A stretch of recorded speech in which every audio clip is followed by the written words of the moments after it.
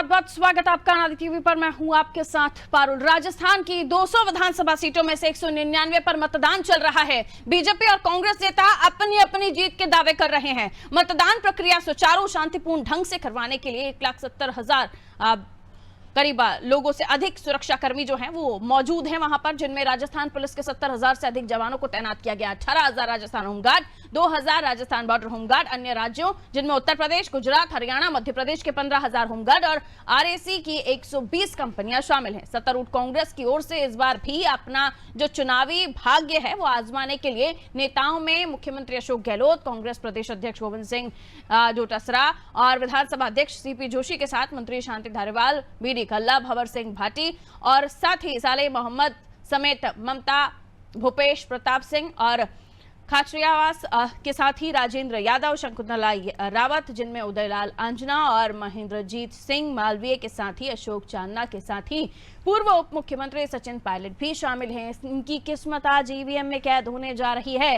BJP के प्रमुख उम्मीदवारों में पूर्व मुख्यमंत्री वसुंधरा राजे, नेता प्रतिपक्ष राजेंद्र राठौर, उप नेता प्रतिपक्ष सतीश पूनिया समेत कई ऐसे नेता हैं जिनकी साख आज दांव पर है। बीजेपी ने कांग्रेस विधायक गिरिराज सिंह मलिंगा, 6 सांसदों और 1 राज्यसभा सदस्य सहित 59 मौजूदा विधायकों को टिकट दिया है। मतदान धीमा जरूर शुरू हुआ है, लेकिन इसमें तेजी की उम्मीद है और अब तक जो आंकड़े सामने आ रहे हैं उसको भी लेकर आपको अपडेट करते रहेंगे।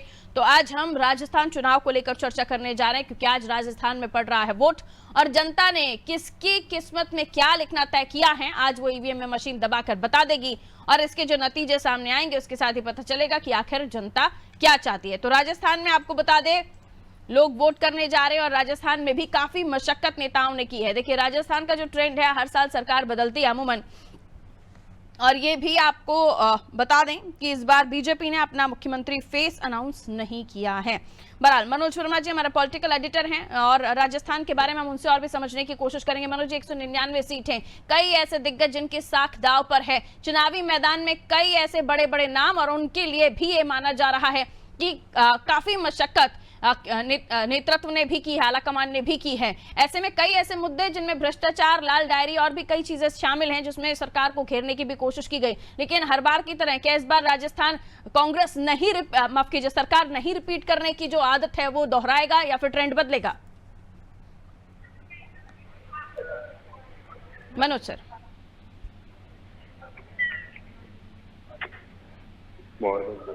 मनोज जी, आवाज मिल रही है सर आपको? मनोज सर की आवाज हम तक नहीं पहुंच रही है। मेहमानों की तरफ रुख कर लेते हैं। हमारे सहयोगी हमारे साथ जुड़े हुए हैं, सबसे पहले उनसे ही समझने की हम कोशिश करेंगे और जानेंगे कि किस तरफ चुनाव का रुख वो जाता हुआ देख रहे हैं, क्योंकि आज मत पड़ रहे हैं तो जनता किन मुद्दों को जहन में रखकर वोट कर रही होगी। उपेंद्र हमारे साथ जुड़े हुए हैं। उपेंद्र, बताइए जरा, क्या कुछ इस वक्त माहौल देख रहे हैं? जनता का मन टटोलने की अगर आपने कोशिश की हो तो कौन से वो मुद्दे हैं जिनको जनता ने मन में रखकर वोटिंग बूथ तक या पोलिंग बूथ तक जाना तय किया है? उपेंद्र। अभी इस वक्त मैं हूँ निवारी रोड पे, और जो विद्याधर विधानसभा से प्रत्याशी जो है दीवा कुमारी जी के साथ, तो अभी इनसे जानते हैं, देखते हैं क्या कहना चाहती हैं ये मैम।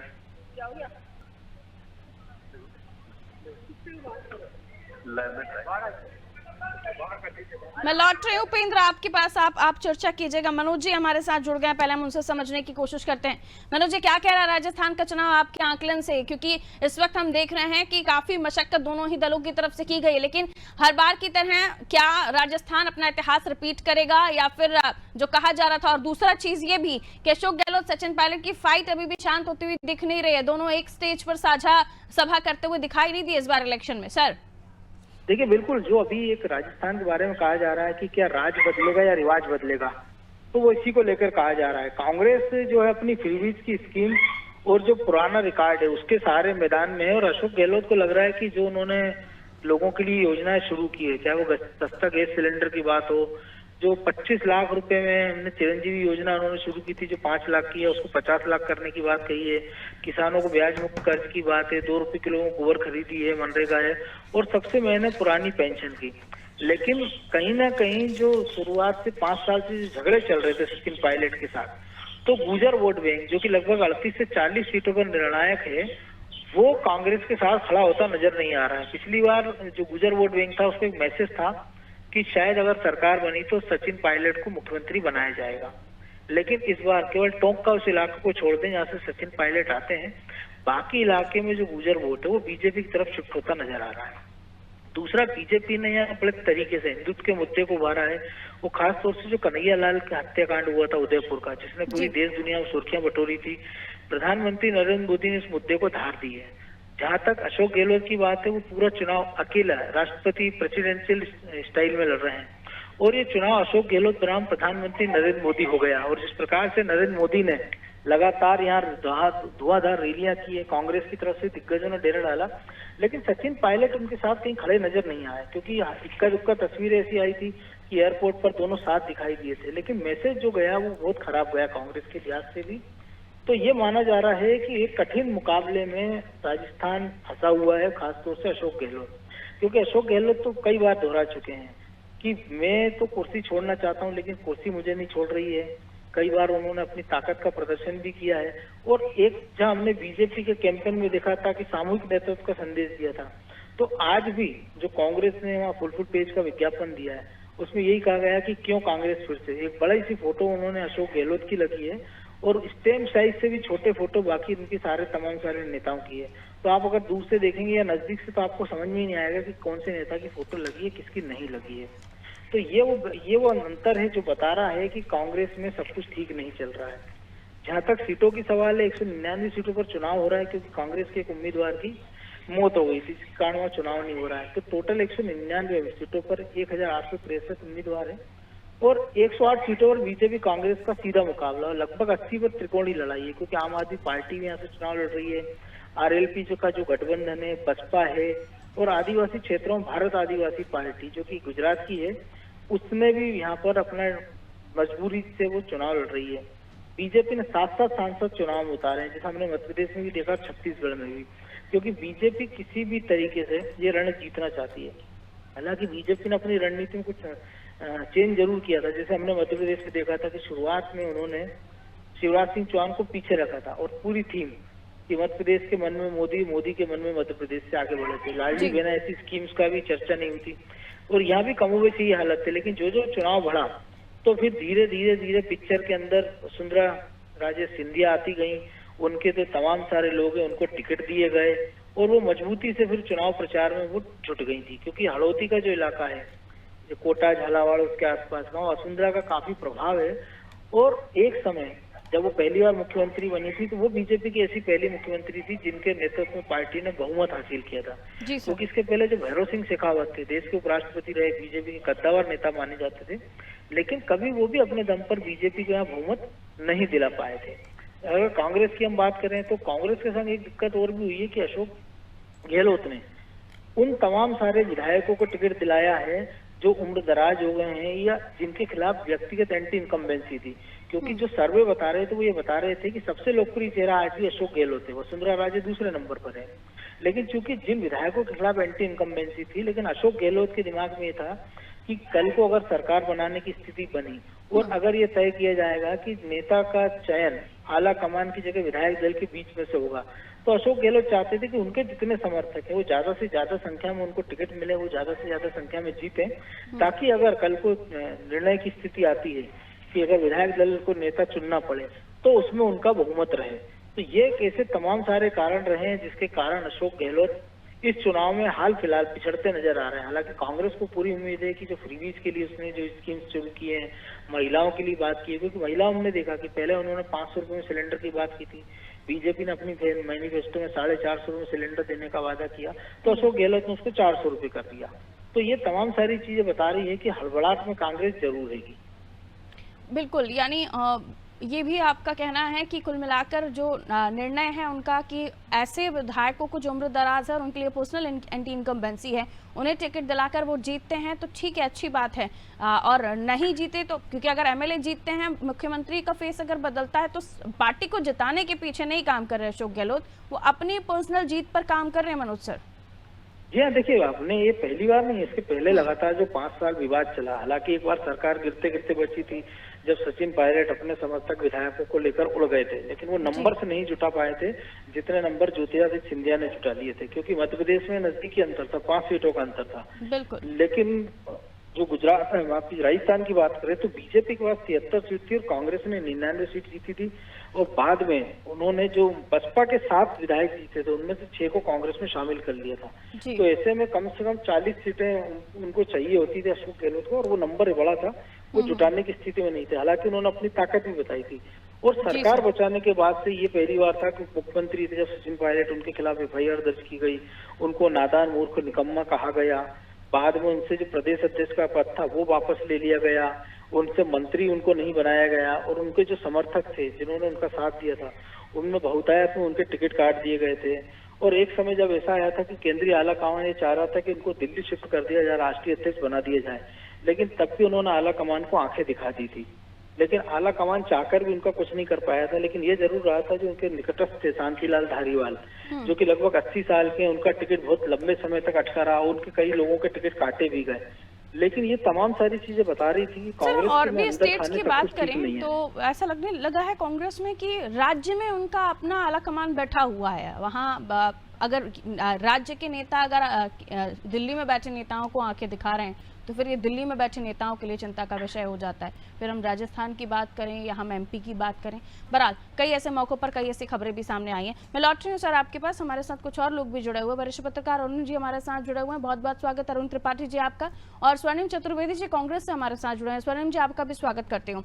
अरुण जी आपसे पहले समझूंगी, आप क्या आकलन कर रहे हैं, कितनी सीटों पर कौन सी पार्टी निकाल रही है और कौन से वो मुद्दे हैं जो वाकई भी हवा में है?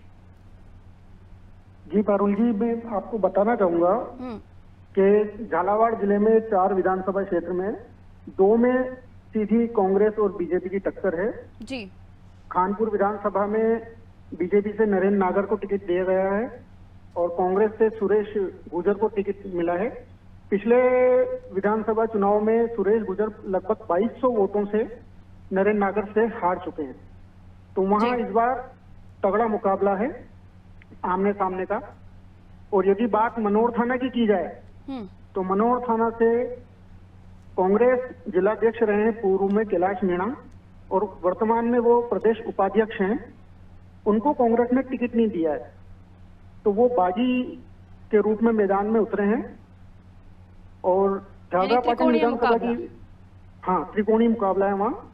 और डग में भी त्रिकोणीय मुकाबला है, वहां भी बीजेपी से पूर्व विधायक रहे हैं, वो बागी हो गए हैं। और ये दलों की परेशानियां तो बढ़ाएंगे ही सर अरुण जी, लेकिन मैं आपसे ये समझना चाह रही हूँ, आज जब जनता पोलिंग बूथ पर पहुंची है तो आपको क्या लगता है किसने कितना जोर लगा और किन मुद्दों को जनता ने अपने हाथ में लिया है या जनता ने अपने जहन में रखा है और आज जनता निकली होगी? क्योंकि हमने देखा कि पुरजोर कोशिशें की गई, रोड शो हुए, मुद्दे हुए और पनौती भी आ गया, उसमें मूर्खों का सरदार भी आ गया, कई सारी बयानबाजियां भी तैरती हुई दिखाई दी। तो आज जनता के जहन में कौन से बड़े मुद्दे होंगे? क्या जमीनी मुद्दों पर बात की जाए, जनता अपनी मूलभूत सुविधाएं हर 5 साल में जो बदलने का ट्रेंड है इस बार आप देख रहे हैं, या कुछ और होगा इस बार?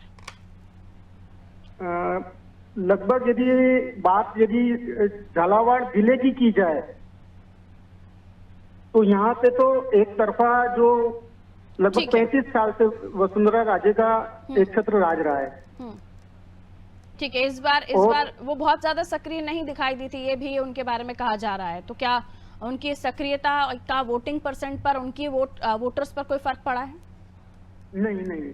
ठीक, हमारे साथ स्वर्णिम जी जुड़े हुए हैं। स्वर्णिम जी, ये कहा जा रहा है कि हर बार राजस्थान की जनता सत्ता बदलती है, इस बार भी ऐसा होगा कि आपकी कोशिशें दम दिखाएंगी? और अगर ऐसा है तो अंदरूनी लड़ाई से तो कहीं परेशान नहीं हो रहे हैं आप? स्वर्णिम जी, आवाज मिल रही है आपको? ठीक है, लगता है आवाज, स्वर्णिम जी आवाज मिल रही है? आवाज नहीं मिल रही। मनोज जी, साफ है कि इस बार के जो ये स्टेट्स में चुनाव चल रहे हैं, 5 राज्यों में चुनाव, जिनमें तेलंगाना, मिजोरम भी शामिल है, मध्य प्रदेश, छत्तीसगढ़ भी हैं, ये कहा जा रहा है 2024 का फाइनल है और जितने ज्यादा राज्य उतनी मजबूत पार्टियां। ये आकलन क्या आप मान रहे हैं कि उसी हिसाब से जोर लगाया गया भारतीय जनता पार्टी और कांग्रेस की तरफ से? देखिए, कांग्रेस के लिए बड़ा महत्वपूर्ण है, क्योंकि अगर बीजेपी के संदर्भ में बात करें तो चुनावी विश्लेषक भले कह रहे हो कि ये सत्ता का सेमीफाइनल है, लेकिन ऐसा होता नहीं दिख रहा। क्योंकि पिछले चुनाव में हमने देखा था कि मध्य प्रदेश, छत्तीसगढ़, राजस्थान तीनों में कांग्रेस ने सरकार बनाई थी, लेकिन कुछ ही महीने बाद चुनाव हुए थे तो राजस्थान में 25 की 25 सीटें बीजेपी ने जीत ली थी, छत्तीसगढ़ की 11 में से 9 और मध्य प्रदेश की 29 में से 28 सीटें बीजेपी ने जीत ली थी। और एक सीट जो ज्योतिरादित्य सिंधिया थे वो खुद हार गए थे, और नकुल नाथ जो कि कमलनाथ के बेटे हैं वो बामुश्किल 40,000 वोटों से अपनी सीट को बचा पाए थे। हमने दिल्ली में देखा है कि 2 बार से जो आम आदमी पार्टी है वो तीसरे नंबर पे चली जाती है लोकसभा के चुनाव में, लेकिन जब विधानसभा के चुनाव होते हैं तो आम आदमी पार्टी नंबर 1 पर होती है, नंबर 2 पर कांग्रेस आ जाती है, जिसका कि पिछले विधानसभा चुनाव में खाता भी नहीं खुला था, और आम आदमी पार्टी तीसरे नंबर पर सरक जाती है। लेकिन कांग्रेस के जीतने से उसको ये होगा कि एक तो उसको थोड़ी मजबूती मिलेगी उत्तर भारत में, क्योंकि बीजेपी से वहाँ उसका सीधा मुकाबला होता है, और लगभग पिछली बार भी हमने देखा था कि 225 आसपास सीटों पर सीधे मुकाबला था, और उनमें से बीजेपी ने 186 सीटें जीत ली थी कांग्रेस से। लेकिन कांग्रेस जिस गठबंधन की बात कर रही है INDIA की, अगर ये 2 राज्य भी उसको जीत पाती है, अगर मध्य प्रदेश की बात हो रही, राजस्थान छत्तीसगढ़ की बात हो रही है, अगर वो तीनों राज्य जीत जाती है तो उसका जो मोल भाग है उसकी ताकत बढ़ेगी।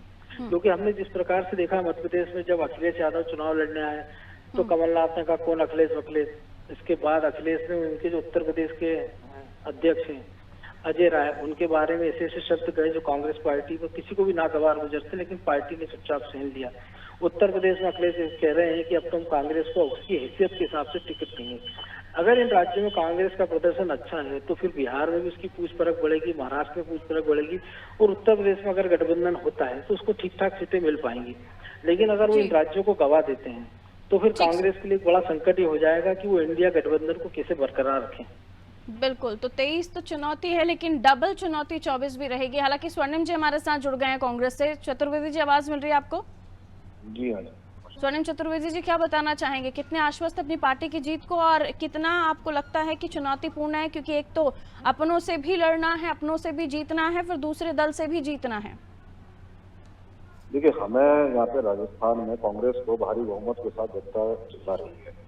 2 कारण है। एक, जनता के जहन में है कि जब वोट करने जा रहे हैं तो उनको एक तरफ दिखती है मोदी सरकार जो महंगाई और बेरोजगारी का बोझ डालती है, दूसरी है कांग्रेस सरकार, राजस्थान के अशोक गहलोत सरकार जो महंगाई से राहत देती है और मिनिमम इनकम की गारंटी देती है। यहाँ वोट पड़ेगा 500 रुपए के सिलेंडर पे, 25 लाख रुपए के इलाज पे, और कर्मचारी वोट करेंगे OPS जो दिया उस पर। यहाँ पे वोट पड़ेगा जो 3600 महात्मा गांधी अंग्रेजी माध्यम स्कूल हमने खोले, 308 कॉलेज हमने खोले, और इसके अलावा इंफ्रास्ट्रक्चर डेवलप किया, जो हम यहाँ पे राहत की स्कीम दे रहे हैं, 100 यूनिट बिजली फ्री, किसानों को 2000 यूनिट बिजली फ्री। आपको लगता है कन्हैयालाल हत्याकांड जिसको जोर शोर से बीजेपी ने उठाया, उससे कोई जनता के मूड पर प्रभाव पड़ेगा? फंस गए, भारतीय जनता पार्टी वाले फंस गए, क्योंकि कन्हैयालाल हत्याकांड में शामिल अपराधी भारतीय जनता पार्टी के कार्यकर्ता थे, जिनको माला पहनाते हुए भारतीय जनता पार्टी के नेताओं की तस्वीरें सबने देखी है, उसी वक्त से पता है। और भारतीय जनता पार्टी ने यहाँ झूठ तो फैलाने की कोशिश की कि 50 हमने मुआवजा नहीं दिया, जबकि सबको पता है 2 बेटों को सरकारी नौकरी और 50 लाख रुपए का मुआवजा। और उसके बाद तीनों स्टेट पर आपको भ्रष्टाचार पे घेरने की कोशिश की, उसके बाद नेशनल हेराल्ड भी लैंड करा दिया आपके राजस्थान में। तो कई सारे मुद्दे इकट्ठे हो गए। जनता को समझाने में बीजेपी का कामयाब हो पाएगी कि आपके अलग अलग राज्यों में भ्रष्टाचार है, जिसमें छत्तीसगढ़ में आप महादेव ऐप की बात कर रहे हैं, राजस्थान में लाल डायरी भी बता रहे हैं, नेशनल हेराल्ड भी उतार देते हैं। देखिए, राजस्थान में भारतीय जनता पार्टी और के सबसे बड़े जो विधायक थे, नेता सीनियर, उन्होंने उन्हीं के केंद्रीय मंत्री पर भ्रष्टाचार के आरोप लगे। पहले इनके नेता प्रतिपक्ष पर भ्रष्टाचार के आरोप लगे।